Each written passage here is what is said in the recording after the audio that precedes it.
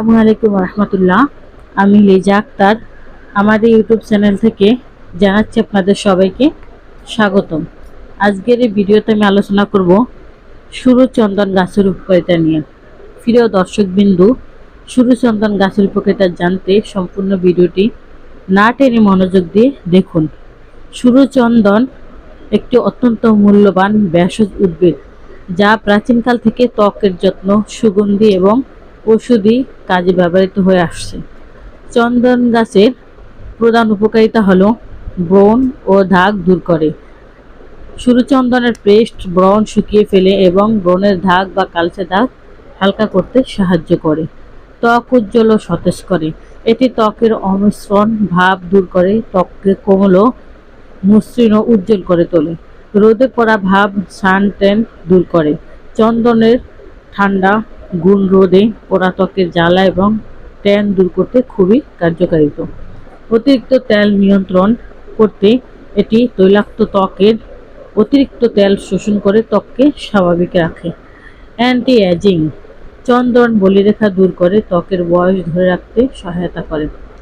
স্বাস্থ্য ও ঔষধি গুণ, শরীর ঠান্ডা রাখে। চন্দনের পেস্ট বা তেল শরীরে ঠান্ডা রাখতে এবং প্রশান্তি দিতে ব্যবহৃত হয়। ক্ষত নিরাময়ের জন্য চন্দনের অ্যান্টিসেপ্টিক গুণ ক্ষত, ছোটোখাটো কাটা বা ত্বকের সংক্রমণ নিরাময়ে সাহায্য করে। মাথা ব্যথা ও মানসিক চাপ কমায়। চন্দনের সুগন্ধ মন শান্ত করে এবং মানসিক চাপ ও মাথা ব্যথা কমাতে খুবই উপকারী। শততন্ত্রের রোগে এটি ইউরিনারি ইনফেকশন বা প্রস্রাবের জ্বালা পোড়া কমাতেও খুবই কার্যকারিত। অন্যান্য ব্যবহার, সুগন্ধি ও প্রসাধনী চন্দন তেল এবং কাঠ থেকে সাবান, পাউডার, ক্রিম, আতর ও আগরবাতি তৈরি করা হয়। অত্যাধিক ব্যবহার, পূজা ও ধ্যানে চন্দনের তিলক ব্যবহার করা হয় যা একাগ্রতা বাড়াতে সাহায্য করে। বিশেষ সতর্কতা, চন্দন গাছ আংশিক মূল পরিজীবী, তাই এটি চাষের জন্য অন্য গাছের পোষক ঘাস প্রয়োজন হয়। ব্যবহারের ক্ষেত্রেও অনেকের সুরচন্দনে অ্যালার্জি থাকতে পারে, তাই ব্যবহারের আগে ত্বক পরীক্ষা করে নেওয়া ভালো। আমরা থ্যালাসেমিয়া বা রক্তশূন্যতা সহ সকল রোগের আয়ুর্বেদ চিকিৎসা দিয়ে থাকি। আয়ুর্বেদ ওষুধ গাছগাছরা লতা পাতা দিয়ে তৈরি করা হয়, এর কোনো পার্শ্ব প্রতিক্রিয়া নেই। তাই আসুন আমরা আয়ুর্বেদ চিকিৎসা নিয়ে নিজেও সুস্থ থাকি, পরিবারের সবাইকে সুস্থ রাখি।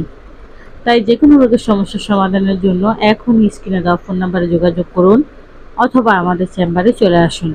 আমাদের চেম্বারের ঠিকানা হলো কাউন্দিয়া বাজার, দিয়াবাড়ি ঘাট, ঢাকা মিরপুর 1।